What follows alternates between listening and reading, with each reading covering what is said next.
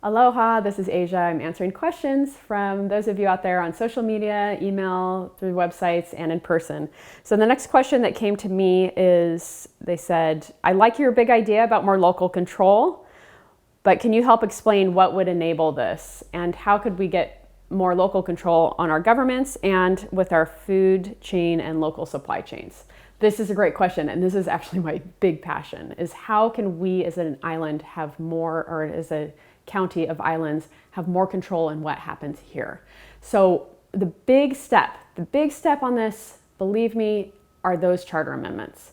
We need to get those passed, because as soon as we have a professional managing director and the council has more control over the decision-making process in the county, we're going to see more things being passed that benefit us as an island. We need to get big corporations out of our decision making and allow the residents to make more of those decisions. And that's what stemmed those charter amendments that are on the ballot. The other thing that we can do for more local control is looking at mitigating tourism. So I am not someone who's this big flaming anti-tourism person, but I do see that we need to be more careful about how tourism affects our island.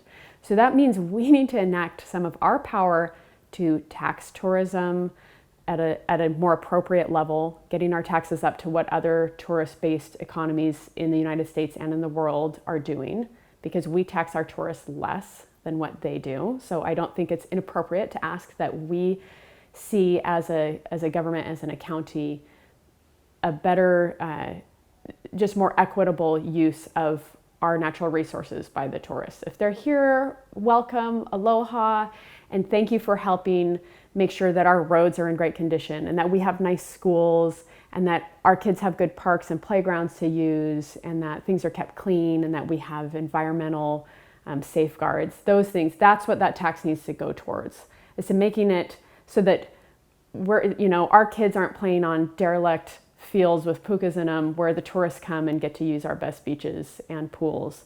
So there's just this unbalance. And I think during a pandemic like this, we see this. We rely on that money coming in so much, and we need those people here, and we've built our economy around it.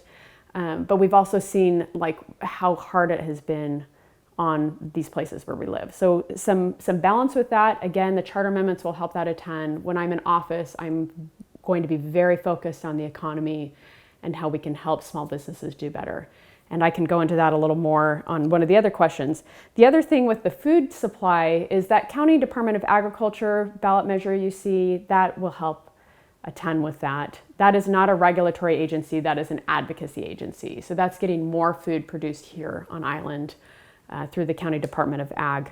And the other things that we need to do to get more home rule is just take a really hard look at our regulations and tax structures. We overtax our residents and we overtax our small businesses. We also overregulate our small businesses. And I'm not saying I'd like to remove safeguards, but it's just simple things like, for example, the commercial vehicle tax is very high. So if a small business needs a van to run things around, they have to look at hiring another employee or paying for their commercial vehicle tax.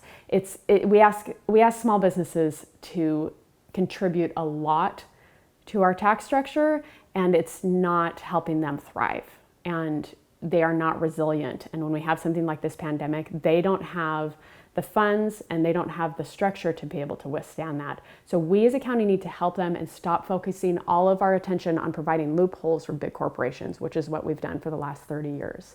So those things will help us have more local control, and we'll see a more thriving economy. It's not the government does not need to throw money at the problem. The government needs to see what they're doing wrong and change that. So I just encourage you, if you have more questions about this, please ask them, give me a call, an email. I'd love to answer them, and I'll answer more of your questions in a minute.